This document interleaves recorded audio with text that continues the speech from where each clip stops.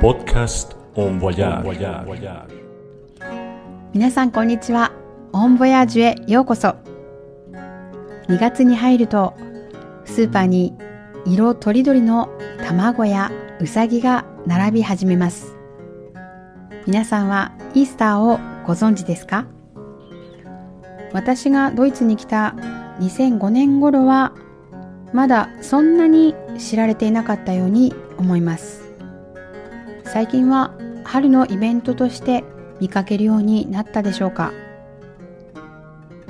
今日はそんなイースターのお話、受難曲のお話、そしてその受難曲にまつわるとあるハプニングのお話をします。イースターはキリストの復活を祝う日です。春の訪れを喜ぶ意味も重なって、ヨーロッパでは一年の中でもとても大切にされています。日付は毎年変わります。春分の日の後の最初の満月、その次の日曜日。ドイツではその前の金曜日と翌日の月曜日も祝日になります。街は静かに春を迎え、家族が集まり、ゆっくりとした時間が流れます。さて、イースターの時期によく見かけるシンボルが2つあります。まずはイースターエッグ。卵は古くから新しい命の象徴とされてきました。ドイツ語ではオースターアイと言います。そしてもう一つがイースターバニー。ドイツ語ではオースターハーゼ。ウサギは生命力や豊かさの象徴です。この二つが結びついて、いい子にしているとウサギが卵を運んでくるという言い伝えが生まれました。日曜の朝、庭や家の中に隠された卵を子供たちが探します。そしてドイツにはもう一つ素敵な習慣があります。卵を木に飾ります。庭の小さな木や花瓶に刺した枝にカラフルに染めた卵を吊るします。これをドイツ語でオースターイヤーバウムと言います。地域によっては本物の卵の中身を抜き、殻に手書きで模様をつけます。春を待つ家族の小さなイベントです。ちなみに義理の両親の家には夫が7歳の時に描いた卵が今も毎年飾られています。同じ卵が何度も春を迎える。それを見るとなんだか少し嬉しくなります。そしてもちろんチョコレートも欠かせません。金色の包みに赤いリボン。リンツのゴールドバニーが店頭に並ぶと、春が来たなぁと思います。華やかな復活祭の前には受難節があります。この時期、ヨーロッパ各地で受難曲が演奏されます。キリストの受難を描いた音楽です。最高峰はヨハン・ゼバスティアン・バッハのマタイ受難曲、ヨハネ受難曲です。今では音楽の父と呼ばれるバッハですが、亡くなった当時、その音楽は次第に忘れられていきました。もしそのままだったら、バッハの名曲の数々、歴史の中に埋もれていたかもしれません。それを再び世に送り出したのがフェリックス・メンデルスゾーンです。彼がまだ14歳の頃、彼のおばあさんからマタイ受難曲の楽譜がプレゼントされました。その曲の素晴らしさに衝撃を受けたメンデルスゾーンはいつか演奏したいと夢見て、20歳という若さで自らの指揮で再演を実現しました。その演奏会は大きな反響を呼び、バッハの音楽は再び注目を浴びることになったんです。もしメンデルスゾーンがあの楽譜に出会っていなければ、あの再演がなければ、私はドイツに来ていなかったかもしれません。100年の時を超えた若者の決断が今の私につながっている。前にお話しした小さな偶然がここにもまたあるように思います。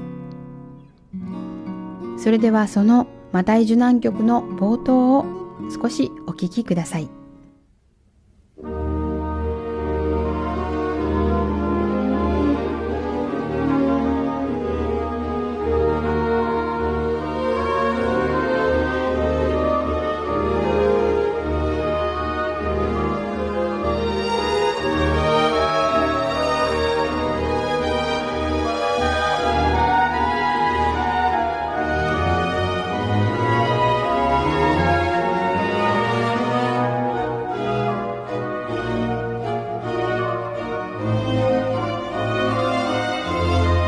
さて、この冒頭部分が鳴るといつも思い出すハプニングがあります。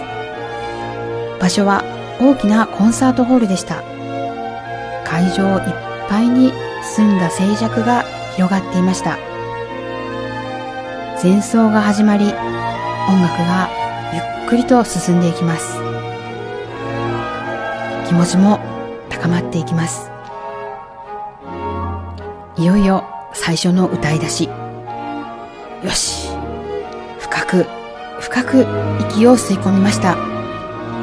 その瞬間、ビリッ、背中で音がしました。ドレスのファスナーが裂けてしまいました。それでも歌い続けました。ファスナーの開きはどんどん大きくなっていきます。1曲目を歌い終える頃にはほぼ全開状態でした。どうする？たまたまステージにショールを持っていた同僚がいたんです。彼女に必死に視線を送り、ショールを貸してと伝えました。彼女はすぐに理解してくれました。ショールが隣へ渡され、さらにその隣へ、まるでバトンのように、そして私のところへ届きました。同僚のショールに助けられて、なんとか前半80分を歌い切ることができました。その後20分の休憩に入ります。楽屋に戻ると、どこからともなく針と糸が出てきました。同僚たちが休憩そっちのけで助けてくれました。ドレスを押さえる人、糸を通す人。私はじっと立ったまま。